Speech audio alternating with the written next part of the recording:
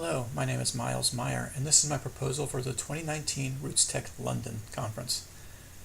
I have over 20 years experience as a family history consultant, and I'm currently the Stake Temple and Family History Consultant for the Vero Beach, Florida Stake. I'm a founding member and current president of the Second Life Virtual Genealogical Society, and I have more than 10 years experience as a conference speaker. I'm a regional trainer for the Family History Guide, and I've started 2 genealogy conferences. I'm a beta tester and a blogger, and my area of specialty is internet research and new technologies. The topic of my presentation is tracking your German-American cousins. This presentation will focus on those Germans who immigrated to America in the 17 and 1800s, and it will discuss ways that researchers can look for their German-American cousins and discover what happened to those branches of their family tree. The level of expertise for this presentation is intermediate to advanced. I will discuss the major influxes of Germans into America during the late 1600s, the 1700s to the early 1800s, and the mid-1800s, and the types of records that will be helpful in researching their origins. One type of record are the immigration records, or the Auswanderer records, but these aren't the only records that are helpful in finding immigrants. One very interesting set of records are the Auswanderer records. These are the immigration advertisements that are placed in newspapers when a person is preparing to leave the country legally.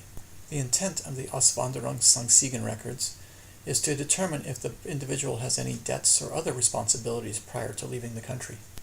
Church records can also be used to determine immigration status. In this case, we have a baptismal record from 1817, which indicates that the individual immigrated to America in 1857. Family registers are also important sources for information.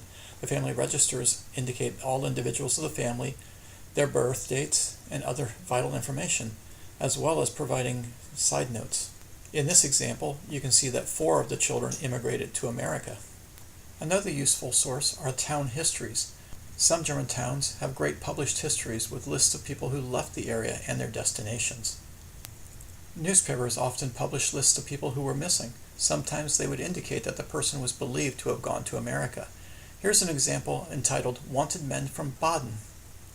And sometimes your ancestors ended up in neighboring countries before they headed to America. My ancestors ended up in Antwerp, Holland, and you can see in this instance there's a side note in the population register that indicated that the family moved to America on February 1st, 1854. I will discuss the major ports of departure as well as arrival in the United States, and a variety of common as well as lesser known records that will indicate where the people moved once they got to the country. Thank you for your consideration of this proposal.